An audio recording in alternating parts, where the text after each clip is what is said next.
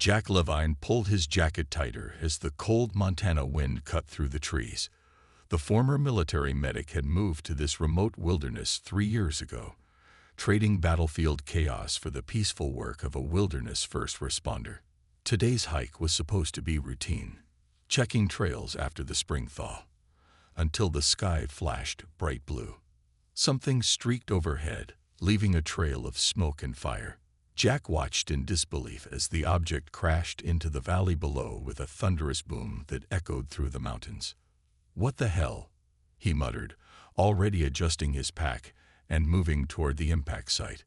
Training kicked in. Where there was a crash, there might be someone who needed help. As he approached the smoking crater, Jack saw it wasn't a plane or helicopter. The sleek metallic object had an oval shape with no visible wings. Parts of it glowed with a blue light that pulsed rhythmically. "Hello," Jack called out, approaching cautiously. "Anyone there?" A section of the craft slid open, and Jack froze. A figure stumbled out, tall and humanoid, but definitely not human.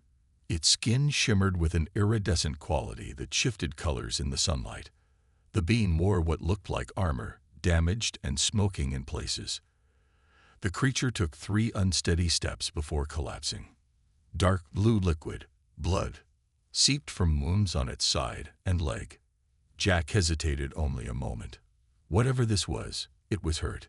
5 years as a combat medic meant he couldn't just walk away. "I'm going to help you," he said clearly, knowing his words wouldn't be understood but hoping his tone would.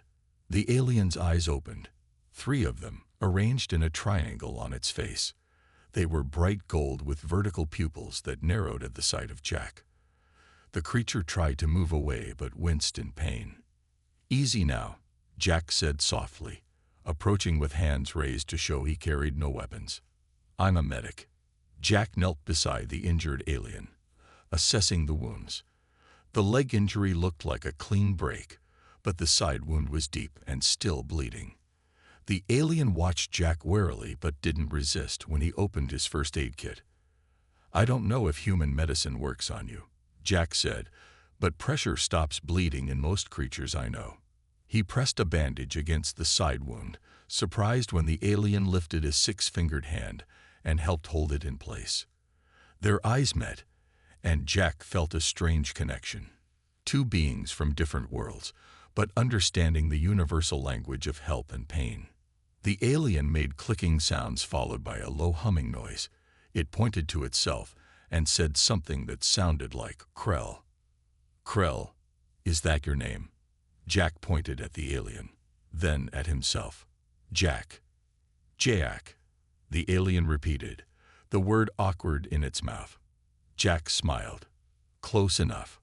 Looking around, Jack realized they couldn't stay here. The crash would attract attention. Whatever this being was, Jack doubted the government's response would be friendly. "We need to move you somewhere safe," he said, gesturing toward the trees. "My cabin is about 2 miles from here." Krell seemed to understand the urgency. With Jack's help, the alien stood, leaning heavily on him. The difference in their builds was striking. Krell was nearly 7 feet tall with a lean, powerful frame. As they began their slow journey through the forest, Jack wondered what he was getting himself into. Harboring an alien visitor wasn't exactly in his wilderness first responder job description. But something about Krell's desperate situation resonated with him. The sun was setting by the time they reached Jack's cabin. Inside, Jack eased Krell onto his bed and properly cleaned and dressed the wounds. To his surprise, the alien's biology responded well to basic treatment. "You should rest," Jack said, mimicking sleep. Krell settled back, still watchful, but no longer afraid. Before drifting into what seemed like sleep, the alien placed a hand on Jack's arm and made a solemn gesture across its chest, something that needed no translation. Gratitude was universal, it seemed. 3 days passed since Jack brought Krell to his cabin. The alien recovered quickly, much faster than any human would. By the 2nd day, Krell could stand without help. By the 3rd, he paced the small cabin restlessly. Jack was changing Krell's bandages when the sound of helicopter rotors filled the air. He moved to the window, carefully peeking through the curtains. "That's not good," he muttered. 3 black SUVs were pulling up on the dirt road leading to his property. Men in tactical gear poured out, followed by a woman in a dark suit. She scanned the area with sharp eyes that missed nothing. "Agent Olivia Mills," Jack whispered, recognizing her from his military days. She specialized in unusual situations, exactly like finding an alien spacecraft. Krell joined him at the window, ducking low. The alien made a series of clicking sounds, then pointed at the sky. Jack followed his gaze but saw nothing. "What is it?" Jack asked. Krell made a clawing motion, his 3 eyes narrowing with what Jack now recognized as fear. He drew a rough shape in the dust on the windowsill, something with jagged edges, unlike his own smooth craft. "Something else is coming," Jack guessed. "Something bad." Krell nodded vigorously. He tapped his chest and made a motion like something being carried. "You were carrying something important when you crashed," Jack said, the pieces falling into place, "and someone was chasing you." Outside, Agent Mills directed her team to spread out around the cabin. 2 agents headed toward the back door while she approached the front. Jack made a quick decision. "We need to move. Now." He grabbed his emergency pack, water, food, first aid supplies, and a map. Krell collected the few pieces of equipment he'd salvaged from his ship. Jack led him to a hidden cellar door beneath the kitchen rug. "This connects to an old mining tunnel," Jack explained with gestures. "The previous owner was paranoid about government surveillance. They slipped into the darkness just as someone knocked firmly on the front door." Jack heard Agent Mills call his name. The tunnel was narrow and low, forcing Krell to hunch over. They moved quickly by the beam of Jack's flashlight, the sound of pursuit fading behind them. "We need to know what we're dealing with," Jack said as they emerged half a mile away in dense forest. "Can you show me what you were carrying? What they want?" Krell hesitated, then reached into a hidden compartment in his armor. He pulled out a small crystal that glowed with shifting patterns of light. When he touched it, a 3-dimensional image appeared above it, a star map with one planet highlighted. "Earth," Jack realized. "That's Earth." The image changed to show several ships, jagged and threatening, approaching the planet. "An invasion." Jack's voice was barely a whisper. "Your people are at war with someone, and they followed you here." Krell nodded gravely. He pointed to himself, made a sweeping gesture across the sky, then mimicked writing or recording. "You were on reconnaissance," Jack said, "gathering intelligence." Krell nodded again. He pointed to the crystal, then made a gesture like sending or transmitting. "You need to send this information somewhere, to warn your people." A distant crack of branches alerted them. Jack gestured for silence. Through the trees, they spotted 2 figures in black tactical gear, sweeping the area with professional precision. But what made Jack's blood run cold wasn't the government agents. Beyond them, something moved through the forest, something that didn't move like a human. It was tall, with an oddly angled silhouette and 4 arms. "Drakari," Krell whispered, the first English word Jack had heard him speak. The alien hunter raised something like a weapon. It wasn't aiming at the agents.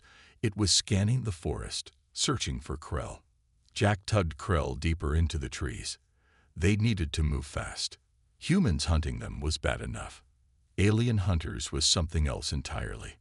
The race was on, not just for their lives, but possibly for the fate of Earth itself. Jack and Krell found refuge in an abandoned ranger station deep in the national forest. The small wooden structure was hidden by overgrown vegetation, providing perfect cover from both human and alien pursuers.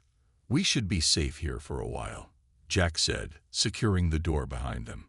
Krell moved to the dusty window, his 3 eyes scanning the darkening forest. The alien warrior reached into his damaged armor and removed a small device. He placed it on the table between them. "Communicate," Krell said slowly, the human word sounding strange from his mouth. Jack watched as Krell activated the device. It hummed softly, projecting a faint blue light that filled the space between them. "This help. Speak," Krell said, his words becoming clearer with each attempt. "Learning your language." Jack's eyes widened. "That's amazing technology. Is it some kind of translator?" "Yes." Neural pattern analyzer. Krell's speech was becoming more fluid by the minute. "Your brain patterns connect with device. I learn your language faster." Over the next few hours, as night settled over the forest, Jack and Krell talked. The communication device worked remarkably well, though Krell's speech remained somewhat formal and direct. "My people are the Vaxar Imperium," Krell explained.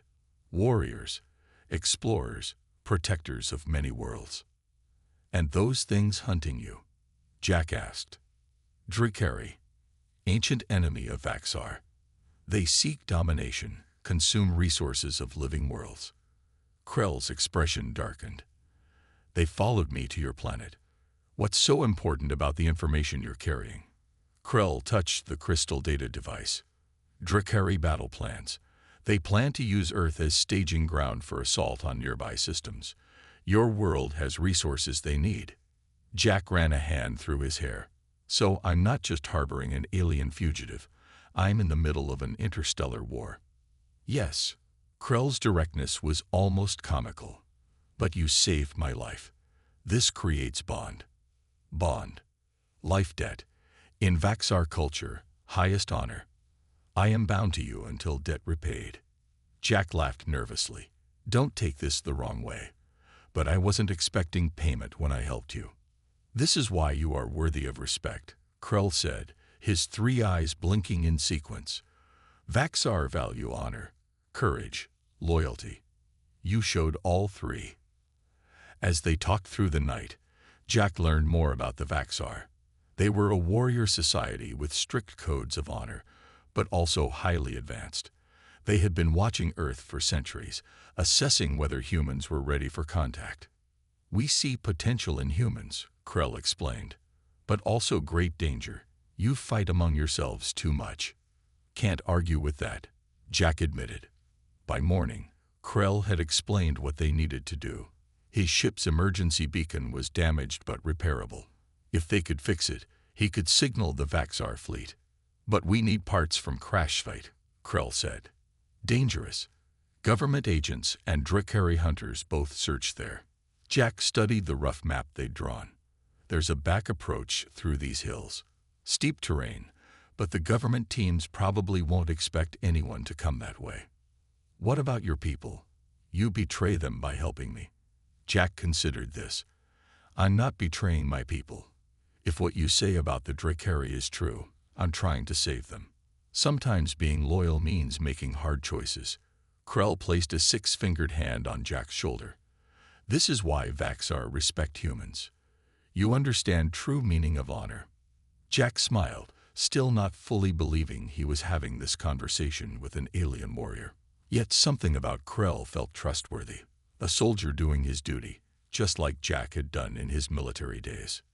"We move at nightfall," Jack decided. "But first, you need to tell me everything about these Drakari. If we're going to avoid them, I need to know what we're up against." Krell nodded grimly. "They are unlike anything your world has faced before. But together, we have chance." Outside, a distant bird call echoed through the trees. Except Jack knew there was no bird that made that sound. Their time was running short. The forest was quiet as Jack and Krell prepared to leave the ranger station. Too quiet. Jack's military instincts tingled with warning. "Something's wrong," he whispered, holding up a hand to stop Krell. A twig snapped outside. Jack peered through a crack in the boards covering the window. A man in civilian clothes stood at the edge of the clearing, speaking quietly into a radio. "Government agent," Jack muttered. "But how did they find us?" The door to the ranger station suddenly burst open. Agent Olivia Mills stepped inside, weapon drawn, followed by a tall man in a dark suit.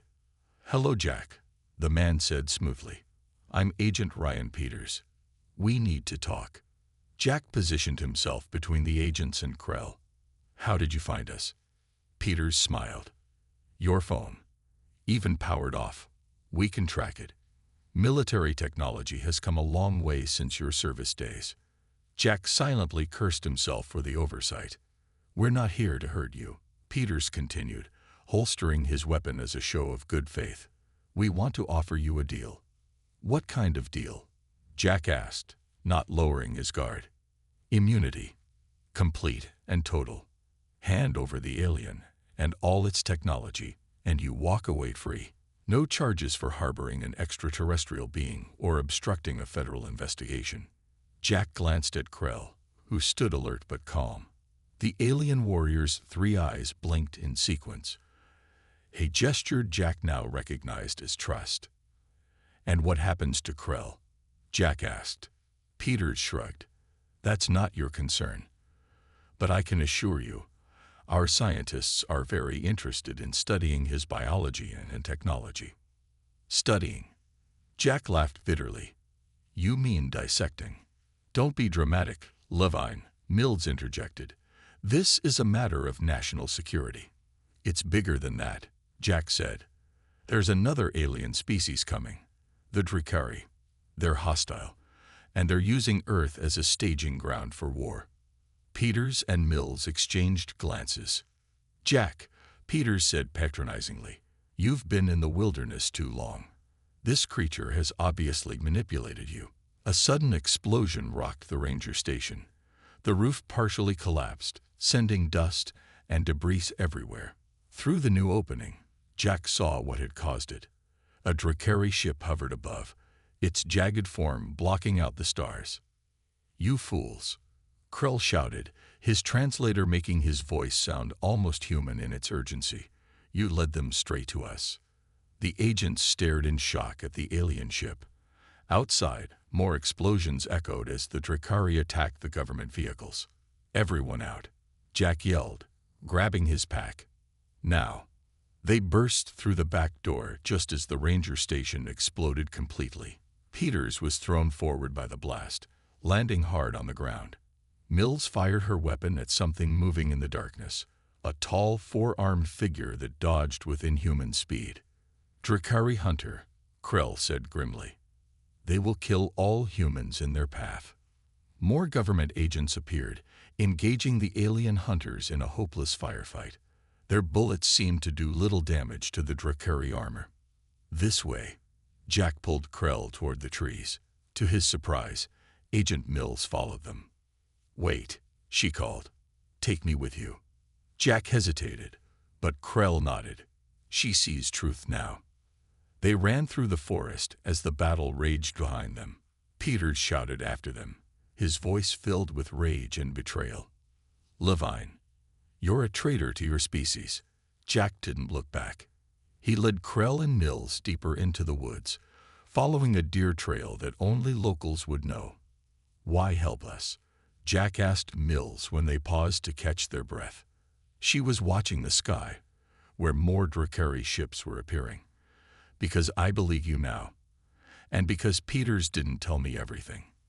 There's a facility. They've captured a Drakari already. They've been studying it for months. Krell's eyes widened. This explains much. Drakari looking for their lost one. Where is this facility? Jack asked.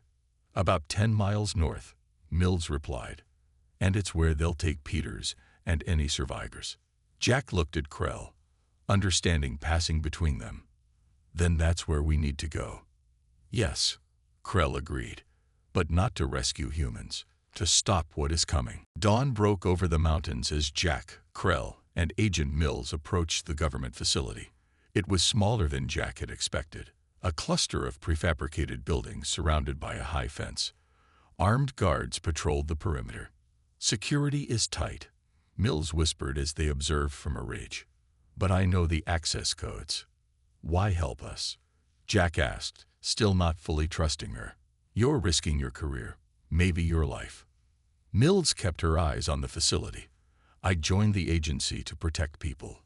If what Krell says is true about these Drakari, then helping him is protecting people. She paused. Besides, I saw what those things did to our team last night. This is bigger than national security. Krell touched the damaged beacon device on his belt. Need to repair this. Send signal to Vaxar fleet. Only chance for your world. And we need parts from the Drakari they've captured, Jack concluded. They moved toward the facility under cover of early morning mist. Mills guided them to a service entrance, punching in a code that made the door slide open with a soft hiss. Security center is this way, she whispered, leading them down a sterile white corridor. We need to disable cameras first. As they turned a corner, they nearly collided with a scientist carrying a tablet. The man's eyes widened at the sight of Krell. Before he could shout, Jack moved quickly, covering the man's mouth and pulling him into a nearby storage room. The scientist struggled until Krell stepped forward, his imposing presence causing the man to freeze. We will not harm you, Krell said, but silence is necessary. Dr. Alan Harris, Mills identified him. He's the lead cynobiologist here. Harris stared at Krell with both fear and fascination. Remarkable. Completely different physiology from the other specimen. Other specimen is Drakari, Krell explained. Enemy of Vaxar. Enemy of humans too. Show us. Something in Krell's tone convinced Harris. He nodded, and Jack cautiously released him. This way, Harris whispered. But we must hurry. Peters arrived an hour ago with disturbing news. They followed Harris deeper into the facility, using his clearance to bypass security. He led them to a reinforced door marked Xenobiology Containment. Inside was a large chamber. In the center, held within an energy field, was a Drakari. The four-armed creature was taller than Krell, with gray skin and a face covered in breathing apparatus. Various machines monitored its vital signs. It was injured when we found it, Harris explained. We've been studying its technology. Krell approached the containment field, studying the Drakari. The captured alien noticed him and began making harsh, clicking sounds. It recognizes you, Jack observed. Yes, Krell replied. It knows Vaxar, knows what I am here to do. A loud alarm suddenly blared throughout the facility. Harris looked panicked. They know you're here. Mills rushed to a computer terminal. Someone triggered the security protocols. We're locked in. Outside, they heard shouting and the sound of boots running down corridors. Jack checked the door, sealed shut. We're trapped, Jack said. The Drakari in the containment field began making louder sounds, almost like laughter. Suddenly, the entire facility shook violently. Lights flickered, and emergency alarms changed tone. What now? Mills asked. Harris checked another monitor, his face paling. Something huge just appeared in orbit. Our satellite feed shows ships, dozens of them, not like anything we've seen before. Krell moved to the window, looking up at the sky. His posture changed, straightening with what looked like pride. Vaxar, he said. My emergency signal. It reached them. The containment field around the Drakari flickered and died as power fluctuated throughout the facility. The alien prisoner moved with shocking speed, but Krell was faster.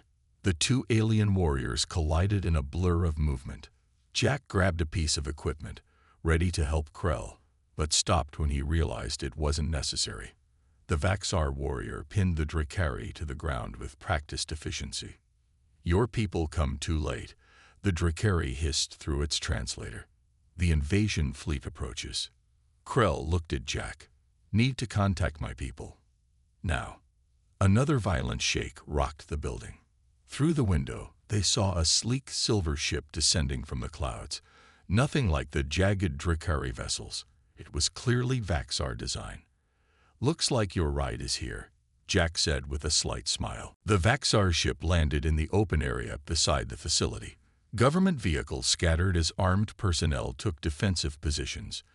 Jack could see Agent Peters shouting orders, his face contorted with anger and fear.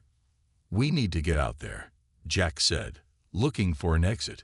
The wall nearest to them suddenly melted away. the metal glowing red before dissolving completely. 3 tall figures stepped through the opening, each resembling Krell but wearing more elaborate armor. They carried what looked like advanced weapons. The lead Vaxar spoke, a series of clicks and humming sounds. Krell responded in the same language, then gestured to Jack. "This is Commander Sen," Krell explained, "leader of Vaxar's scout force." Sen studied Jack intently with all 3 eyes. "This human saved you?" he asked, his words translated by a device similar to Krell's. "Yes. Without him, mission would have failed. Earth would be lost." Sen made a gesture, hand across chest, head slightly bowed. "Then the debt of honor extends to all Vaxar." Outside, more ships appeared in the sky. These were different, jagged and dark, moving with predatory intent. "Drakari main fleet," Krell said grimly, "earlier than expected." Commander Sen turned to Jack. "Human, your world faces great danger. Vaxar reinforcements are days away. We must hold until they arrive." "What can we do?" Jack asked. "The Drakari command ship carries their attack coordination system," Krell explained. "If disabled, their fleet becomes disorganized, easier to defeat." Mills stepped forward. "I can help coordinate with our military. They need to know what we're facing." Sen nodded. "Take her to communication station," he ordered one of his warriors. "I'm going with Krell," Jack said firmly. Sen studied him.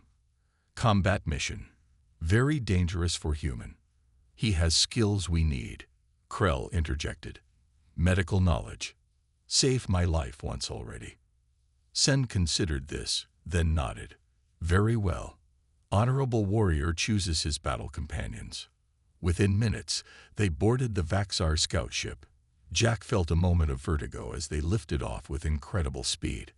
Through the viewing screen, he watched Earth grow smaller, the curve of the planet becoming visible. "I never thought I'd see this," he whispered, looking at his home world from space. The peaceful moment ended quickly. Ahead, the massive Drakari fleet hung in orbit. Dozens of ships surrounding one enormous vessel. "Command ship," Krell pointed. "Must reach central control chamber." The Vaxar ship accelerated, weaving through the enemy formation with incredible precision. Weapons fire streaked past them, occasionally hitting their shields with bright flashes. "Stealth systems engage," reported the Vaxar pilot. "Approaching docking zone." The ship slowed near what looked like a maintenance hatch on the massive Drakari vessel. With a metallic thunk, they attached to the enemy ship. "Quick mission," Commander Sen instructed. "Place disruption device. Return immediately." Krell handed Jack what looked like a small metallic sphere. "Emergency medical kit. Compatible with human biology. May need it." Jack tucked it into his pocket, suddenly very aware that he was about to board an alien warship. They moved through the airlock into the Drakari vessel. The interior was hot and humid, with strange organic-looking components merged with technology. They encountered 2 Drakari guards almost immediately. The Vaxar warriors dispatched them silently. Following Krell's lead, they navigated through narrow corridors toward the ship's center. Twice they had to hide as Drakari patrols passed. The alien ship was enormous, seeming more grown than built. "Central chamber ahead," Krell whispered. As they approached the final corridor, a Drakari ambush erupted. Energy weapons fired, hitting one of the Vaxar warriors. Krell pushed Jack down as return fire filled the hallway with blinding light. "Go!" Commander Sen shouted, providing covering fire. "Complete the mission." Krell grabbed Jack, and they sprinted toward the central chamber. Just as they reached the entrance, a Drakari weapon hit Krell in the side. The warrior stumbled but kept moving. Inside the chamber, strange technology pulsed with energy. Jack helped the injured Krell toward the central console. "Now we see if your medical skills save more than one life," Krell said, blood seeping from his wound. "Now we see if they save a world." Jack worked quickly, applying the alien medical kit to Krell's wound. The technology was remarkable. The healing compound sealed the injury almost instantly. stopping the flow of blue blood. "Can you stand?" Jack asked, helping the Vaxar warrior to his feet. Krell nodded, turning his attention to the central command console. The massive room pulsed with energy, screens displaying Earth from various angles. Jack could see missile launches from his planet, humanity's desperate defense against the invasion. "They fight bravely," Krell observed, "but conventional weapons cannot stop Drakari ships." With practiced movements, Krell connected a small device to the console. Symbols flashed across the alien screens, changing from red to blue. "Disruption sequence activated," Krell announced. "We have minutes before system recognizes intrusion." A harsh alarm blared throughout the chamber. Doors at multiple entry points slid open as Drakari warriors poured in, weapons raised. "Too late," Jack said, backing toward Krell. A new sound cut through the alarm, the distinctive hum of Vaxar weapons. Commander Sen and the remaining warriors burst into the chamber from another entrance, engaging the Drakari in fierce combat. "The device needs protection until sequence completes," Krell shouted over the chaos, defending their position at the console. Jack picked up a fallen Drakari weapon, finding it surprisingly light. When he pressed what looked like a trigger, energy burst forth, striking the charging Drakari. "Nice shot," Krell commented, his three eyes blinking in approval. The battle raged around them as the disruption device continued its work. On the screens, Jack could see Drakari ships beginning to move erratically, their coordinated attack faltering. Suddenly, new ships appeared on the displays, sleek silver vessels emerging from what looked like tears in space itself. "Vaxar fleet," Krell said, his voice filled with pride. They arrived early. The Drakari in the chamber fought with increased desperation. Commander Sen took a severe hit but continued fighting. Jack moved to help him, applying the remaining medical compound to his wound. "Human helps Vaxar, Commander?" Sen asked, surprised. "We're allies now," Jack replied simply. The disruption device flashed blue, and throughout the ship, systems began shutting down. Gravity faltered momentarily. The remaining Drakari retreated as the command ship began to list sideways. "Time to leave," Krell announced. "Ship will self-destruct." They fought their way back to the docking port, carrying injured warriors. As they disconnected from the dying Drakari vessel, Jack watched through the viewport as Vaxar ships engaged the disorganized enemy fleet. Without their command structure, the Drakari were no match for the disciplined Vaxar forces. "Your world is safe," Commander Sen told Jack as they headed back to Earth. "The debt to you grows larger." 3 days later, Jack stood in a mountain meadow far from any human settlement. Beside him were Krell, Commander Sen, and a new arrival, the Vaxar High Commander, a female named Venra. Her armor bore elaborate markings of honor and leadership. Agent Mills was there too, now the official human representative after the government acknowledged the alien presence. "Jack Levine," Venra spoke, her translator rendering her words with surprising warmth. "The Vaxar Imperium acknowledges your service not only to Krell but to our entire people." "I just did what anyone would do," Jack replied. "No," Krell corrected. "Most would not. That is why you were chosen." "Chosen?" Jack questioned. Venra nodded. "We have watched your species for centuries, waiting for the right moment, the right human. You have shown that humanity is ready." She presented a small crystal, similar to the one Krell had carried but more elaborate. "This is your reward," she explained. "A formal alliance between Earth and the Vaxar Imperium. Protection, knowledge, and a place among the galactic community." Jack stared at the crystal in disbelief. "This should go to world leaders, not me." "It will," Mills assured him. "But you're being offered something else." Krell stepped forward. "The true reward. You are invited to become first human ambassador to Vaxar homeworld. I will serve as your guardian and guide." Jack looked up at the sky, now knowing what lay beyond. One simple act of compassion, helping an injured being regardless of where they came from, had changed everything. "Your choice," Venra said gently. Jack smiled, feeling the weight of possibility before him. This wasn't just his reward. It was humanity's first step into a much larger universe. "When do we leave?" he asked. The stars above seemed to shine brighter, as if welcoming humanity's arrival on the galactic stage.